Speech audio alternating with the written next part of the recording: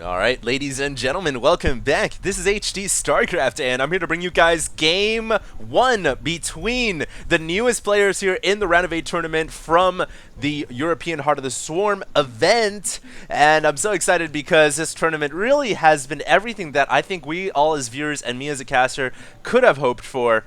I was worried for a long time that we were going to have a situation where the units weren't just even used, and I was like, well, I just got to give it a shot. I got to cast it anyways. And so far, it has been everything that I could have hoped for, everything I could have expected.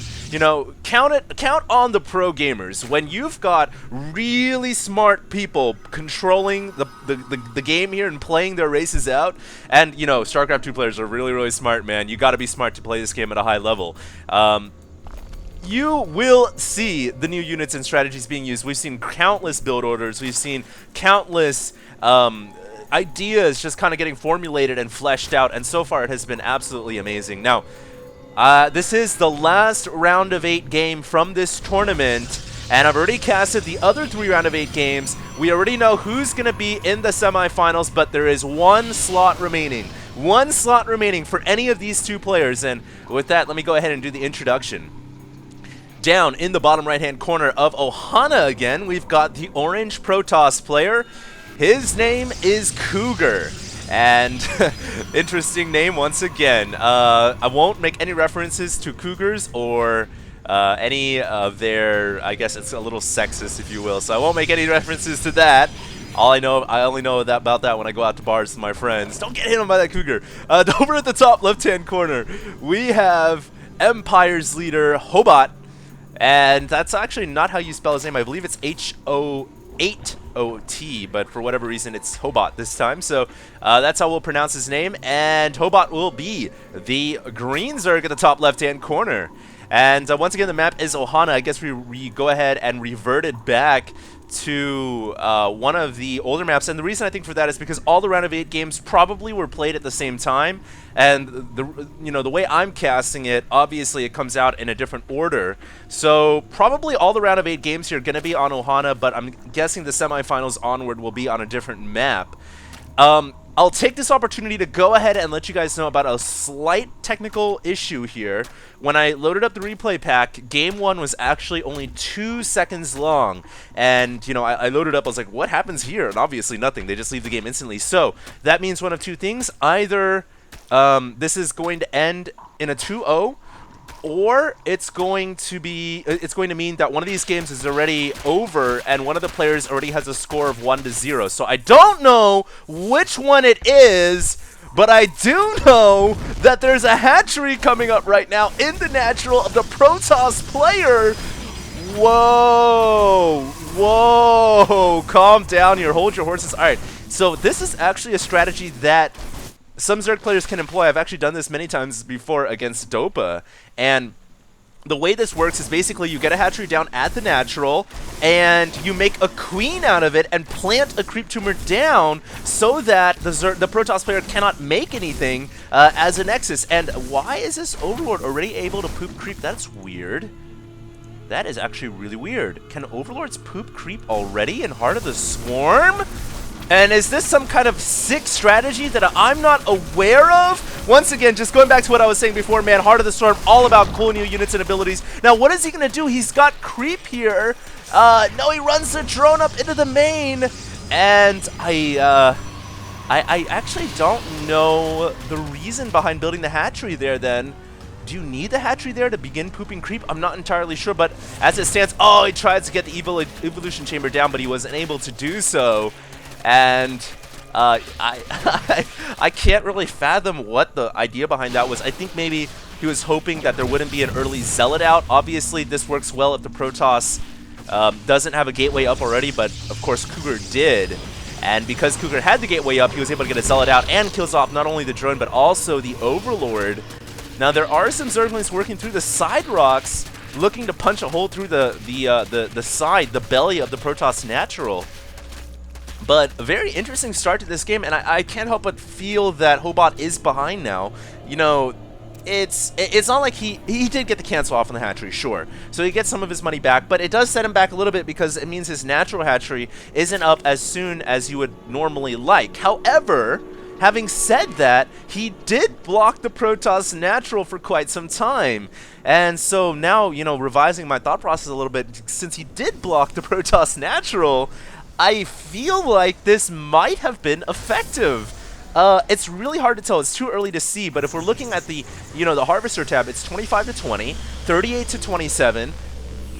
It certainly looks like it was effective, but now it looks like Cougar is going to go for a 3-gate timing here, warp gate timing, and he's got a pylon on the low ground, but the Overlord spots it, and Zerg is immediately making their way down there.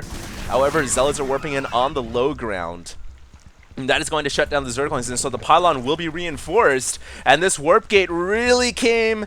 I mean, I think it came pretty quickly. It is 8 minutes right now, but it came pretty quickly considering that Word opened up with a Forge and a Forge at the beginning at the front door and was trying to go for a Nexus. And now the Zealots are inside the natural, but too many roaches are here. And I think Ho8ot's going to be able to hold this off. This is so weird and, you know, totally unconventional game, but it looks like after all is said and done, this will probably end up resetting into a normal Zerg versus Protoss. As normal as you can be after you open up with the hatchery at the Protoss natural and then you go for a warp gate inside the Zerg main. I mean, this is as normal as can possibly be. Most games opening up like this would have ended by now. But, you know, it certainly seems like Overlords in Heart of the Swarm, at least as of this game, the custom game mode in Arcade, allows Overlords to poop creep before layer. They actually don't need layer to do that. And that makes things very interesting. So, yeah, Ho8ot trying to open up with a very unconventional strategy. It didn't end up working, but in a way, you know, it did block the Protoss natural. He didn't get the hatchery down, but he did block the natural for a really long time. And because of that, I think this game has reset to the point where it's very, very even now. Maybe the Protoss, even Cougar, might be a little bit behind. And right now he's trying to get a Stargate up, but that was easily scouted by the Overlord. And Ho8ot is going to relay that information back home. And, you know, as a Zerg, when you see a Stargate coming up by Protoss, usually your first instinct, get more Queens, or get an Evolution Chamber down so you can get Spore Crawlers, because you don't know if it's Phoenix. But it looks like we're going to have the Oracle coming out. Oh man, this is going to be cool. And, you know, I played a lot of games in Heart of the Storm Custom. I played against HOTS. He's actually been using the Oracle a lot more. I haven't been uploading those videos because, you know, I've been busy doing this tournament. But I can tell you guys, this Oracle, it can be so annoying, man. It is one of the most irritating units in the game because it flies in, it can entomb all your mineral patches, and all of a sudden, if you get entombed a little bit too much, you might find yourself really high in Vespene and extremely low on minerals. And Zerg does not want to be low on minerals because obviously, well, no race wants to be low on minerals. Everything requires at a base, as a foundation, it requires minerals. And oh, look at this! Cougar energized the Oracle with the Mothership Core. The Energize ability allows Protoss to energize any unit or building to full energy. And the Oracle comes out with full energy here, and that means a lot of entombs. Oh man, now the Spore Crawlers are coming up, but no, he's going to use Preordain on the hatchery. Interesting, very interesting. Now, okay, I thought he was going to use Entomb for sure, but he ends up using a double Preordain. Now, what Preordain essentially does is it allows the Protoss to see what this building sees. So if we click on the Protoss vision here, he sees everything the Zerg is doing right now. Not only that, but the Preordain actually acts as a detector as well. It gives Protoss detection on that building, on that area. So essentially what this means is Protoss now are no longer forced to go into robotics for detection. They can actually go Stargate play to get detection out, and that means, of course, they can use the Oracle as a scout as well. It's like a quick observer, if you will. And so I actually like that play a lot by Cougar, and he sees everything that's coming right now. Now, does he deduce? Yes, he does. You know, that vision lasts for like a minute, man, and he sees the Swarm Host. So Ho8ot is going for Swarm Hosts here. And now it looks like the Oracle coming in. Oh man, has it been using? It's using the Cloaking Field right now on the Zealots. This is the other ability on the Oracle. it can use a cloaking field, and it lasts for, I don't know how long it lasts, for like a minute or something, and it cloaks everything underneath, including buildings. And I'm pretty sure that Cougar used the mothership core to energize this Oracle, because it shouldn't have had enough energy to do that. And so the Zealots are doing a little bit of a harass here, but nothing too serious. And now the Swarm Hosts are coming. Now this is a very dangerous point for the Protoss player. You do not want to let Swarm Hosts contain you outside of the natural, and definitely not limit you from getting a third base. So right now, Cougar needs to set up a situation here, some type of security at the third base. And you know what? That Oracle can come in quite handy if he can cloak his army. That Oracle has more than enough energy to cloak, and there you guys can see it cloaks everything around 7 range for 60 seconds. So here we go. Will Cougar launch a cloak? It doesn't look like he needs to yet, but he's going to do it anyways. There's an Overseer though, and if Cougar can take out Ho8ot's Overseer, then Ho8ot will be in a lot of trouble. And Ho8ot dropping a few changelings down for whatever reason. The Locusts beginning to spawn out of the Swarm Hosts. And here we go, man. Ho8ot moving in with the Locusts. And, you know, what he wants to do now is slowly make his way with the Locusts towards his Protoss third. But oh, I love it, man. Cougar's already got a Colossus out. This is brilliant. And the way to stop Locusts, I've done this time and time again, and obviously this is my opinion after hundreds of games in Heart of the Swarm. My opinion, you need a lot of ranged units to take out Locusts, like the Colossus, the perfect unit to kill off Locusts. So right now, what Cougar needs to do is get his Colossus in the back to protect his third, but the Zerglings and Locusts and Roaches are swarming in. And Cougar might just very well lose this Nexus. I think he will, but instead of trying to save it, he's going to go for the Swarm Host instead. I kind of like the idea because the Nexus was dead anyways. There's no way he was going to be able to save it. And so the Nexus is gone, but he might be able to pick off a ton of Swarm Hosts. Oh, wow. He just killed off like 8 Swarm Hosts, I think. And that's a big dip in supply for the Zerg player. And really a costly undertaking to kill off that Nexus. He should have tried to save the Swarm Host earlier on, and now we have Zealots warping in over on the top right-hand side with an Oracle to potentially cloak these Zealots as well, preventing the Zerg from grabbing his fourth. So what Cougar is saying here is, alright, if you deny my third, I deny your fourth, and we're still going to be 2 to 3 bases, but it looks like now he's also going to claim his third base, so this is starting to look, I want to say starting to look better for Cougar as time goes on. Really is, and Cougar here holding the line with these Zealots using the cloaking field, and these Roaches have got to back away, man, or he's got to bring in an Overseer right now. I'm not too sure why he's sticking around. You can't fight against cloaked Zealots, and now the Zealots are moving in, but there's a lot of Roaches here, and the Oracle not following, not too sure why. There is an Overseer morphing in regardless, so it looks like he'll have to pull away. And Ho8ot should be able to push these Zealots back home. Meanwhile, he is also grabbing a fourth at on the other side of Ohana, which is a good idea. And, ooh, 18 Mutalisks on the way from Ho8ot. Very nice tech switch, and Mutas have always been something that Protoss fear. If you can just surprise Protoss with 1 million Mutas, it can be very hard for them to hold off. And I kind of like the decision because he knows that Cougar has stretched himself quite thin. He's gone Robo for Colossus, he's gone Stargate for Oracle, and so it's going to be pretty hard for him to get enough units out here to counter the Mutalisks. Obviously, Colossus don't counter Mutas at all, and he's going to have to do a lot of damage with these Mutas, and I think he'll be able to do just that. But look at this! Cougar has already started Psionic Storm, so if Cougar can hold on until Storm comes in, he might be in a good situation. He just used Mothership Recall to bring his units back home, and he should be able to defend here against the Mutas. The Mutas take off the Cybernetics core, and that does limit Stalker production, but it's not a huge loss. Cougar will be able to rebuild that core somewhere, and it looks like it's coming back inside the main base. Oh man, this game is totally bonkers right now. I have no idea what's going to happen. And now Ho8ot's coming into the main base. Oh, if he can pick up the Templar Archives before it researches Storm. I'm actually standing up right now while I'm casting because I don't know if he's going to go for it. It's going to be extremely close here, and I think he does not get it. Alright, so I was going to say we might get the Templar Archives. He's going to get the kill on the Archives regardless, which is a big play. He'll limit Templar production, But the Storm research, oh man, it just so close. It was so close to finishing, and it did. So that's a big, big win right there for Ho8ot. Excuse me, for Cougar, who really needed the Storm to finish up in time so that he can deal with these Mutalisks. And obviously, Storm and Archon's a great way to counter Mutalisks and many other Zerg units. Now, Ho8ot is going for Vipers, and that's another unit we haven't seen too much here in Heart of the Swarm. Pretty costly spellcaster, only available at Hive Tech, but it is so good. And whoa, did that Oracle go in for an Entomb? I'm not entirely sure. It looks like it's just using Preordain for now, which is, of course, a great ability in of itself. Swarmhost right now burrowing underground to provide this hatchery with the protection it needs to stay alive. Income tab 71 to 64 Harvesters right now. Very close game by both these players. I can't really swing it one way or the other. It looks like Mutas are going to go into the third Nexus here.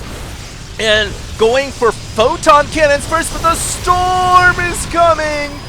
And that was a pretty good Storm, man. A second Storm also hitting down there and killing off the Mutalisks, whittling down these Mutas to below orange to red HP. And I think Ho8ot will probably want to pull away. The Mutas really didn't pay off. Besides killing off the Templar Archives, that's about it. And now, hold on, that thought we have a bunch of units coming in from the Protoss player. Mutas flying up over the Archons, not the best idea. And now it's going to come down to primarily Swarm Hosts and their Locusts to hold this off, but there is an Observer here, and when you're ever in this situation as Zerg, you need to pick off that Observer. He needs an Overseer right now. There is an Overseer in the back. If he can focus down the Observer, then his Swarm Host can continue to hold off the line, but he's not picking off the Observer, and the Swarm Hosts are just all going to die. Not the best right there from the Zerg player. My mouse is just going bizarre right now. I don't know why it keeps bouncing over to the sides, but Cougar just busted through so many Swarm Hosts. And when you lose that many as a Zerg player, you really are kind of in a big, big deficit. He's going to have to rely now on his Vipers and whatever units he's got remaining. I don't even know where his Vipers are this game. I know he made some, and he's only really got one on the field, so I'm not too sure if they died somehow, some way. But he just lost his hatchery. That definitely died. And now Cougar taking and assuming dominant control of this game. He's got Archons, he's got Templars. And, you know, another key point to mention here is when you play Protoss now in Heart of the Swarm, you actually, theoretically, can never be out of position. Even if you get caught by Bungles out here and you get surrounded by all sides, you can just Mothership Recall and come right back home. So at this point, it really looks like Cougar is going to take out Ho8ot in the first game of this set. But what an amazing first game it was. Man, those Storms. Oh, man, no mercy. Merciless Storms. And GG calls Ho8ot. Now, I am actually standing up. I'm still standing up while I was, during the Mutas trying to take out the Temple Archives, I literally stood up on my 2 feet, casted while I was standing up. My mouse started going wacko and bouncing all over the place. But that was an epic Zerg versus Protoss. How often do you see games like that? And, you know, it all started off with crazy aggression by not one, but both these players. You know, proxy hatchery, warp gate timing, really everything under the book was used. Or outside of the book, I guess I should say. Now, I really want to see what happened to those Vipers because I know he made some. And let's go ahead and see. Let's see. He had 2 Vipers. I don't know where they were. I'm not entirely sure. Alright, it looks like he was just kind of losing units all over the place here. But they're the Vipers, so let's just keep an eye on those and see exactly what they did this game, because I really want to know if they helped out at all in this battle. He had 4 Vipers, in fact, so did he abduct? He had enough energy, but it doesn't look like he really used any of the abilities, and I was so focused on the Observer the whole time. Yes, he did use Abduct! Okay. So I do apologize, I didn't catch that. I was so focused on the Observer the entire time, but the Abducts were used. And it didn't really do much, to be honest. Those Colossus just walked right on back, and it helped that there were force fields there as well. So Vipers really didn't do much this game. We'll see if they come in handy more in the second round of this matchup. Now, recall, the first game of this set was potentially bugged. It was a 2-second game, so right now, it could be 1-1 tie. It could already be over for all we know. It could be 2-0 if the Protoss won the first game. Or it could go into the second game here. I actually don't know. I have no idea. So we'll just go on here to the next game. or we'll go on to the next set in the semifinals. I'm not too sure. We'll find out very, very soon. But this is HT StarCraft, and I'll be signing out.